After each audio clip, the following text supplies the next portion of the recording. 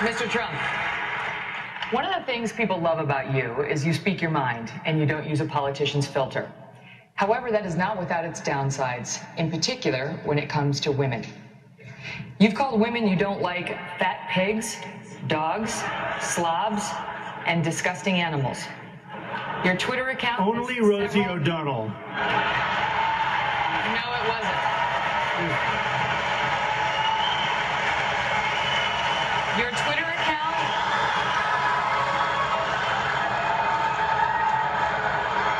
Thank you. For the record, it was well beyond Rosie O'Donnell. Yes, I'm sure it was. Your Twitter account has several disparaging comments about women's looks. You once told a contestant on Celebrity Apprentice it would be a pretty picture to see her on her knees. Does that sound to you like the temperament of a man we should elect as president? And how will you answer the charge from Hillary Clinton, who is likely to be the Democratic nominee, that you are part of the war on women? I think the big problem this country has is being politically correct. I've been challenged by so many people, and I don't frankly have time for total political correctness. And to be honest with you, this country doesn't have time either. This country is in big trouble. We don't win anymore.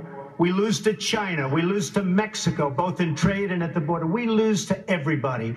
And frankly, what I say, and oftentimes it's fun, it's kidding, we have a good time, what I say is what I say. And honestly, Megyn, if you don't like it, I'm sorry. I've been very nice to you, although I could probably maybe not be based on the way you have treated me, but I wouldn't do that.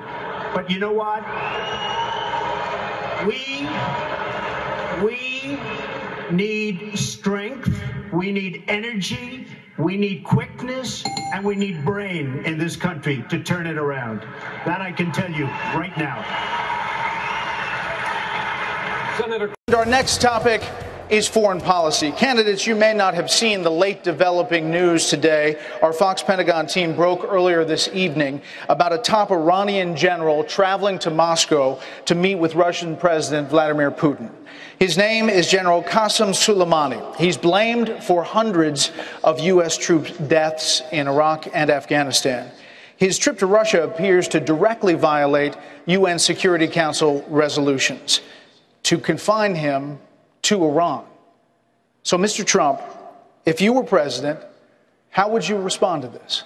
I would be so different from what you have right now, like the polar opposite. We have a president who doesn't have a clue. I would say he's incompetent, but I don't want to do that because that's not nice. But if you look at the deals we make, whether it's the nuclear deal with 24-hour periods, and by the way, before you get to the 24 hours, you have to go through a system.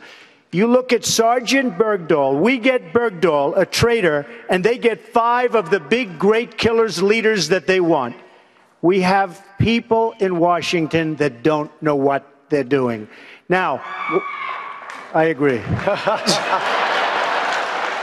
Now, with Iran, we're making a deal. You would say, we want him.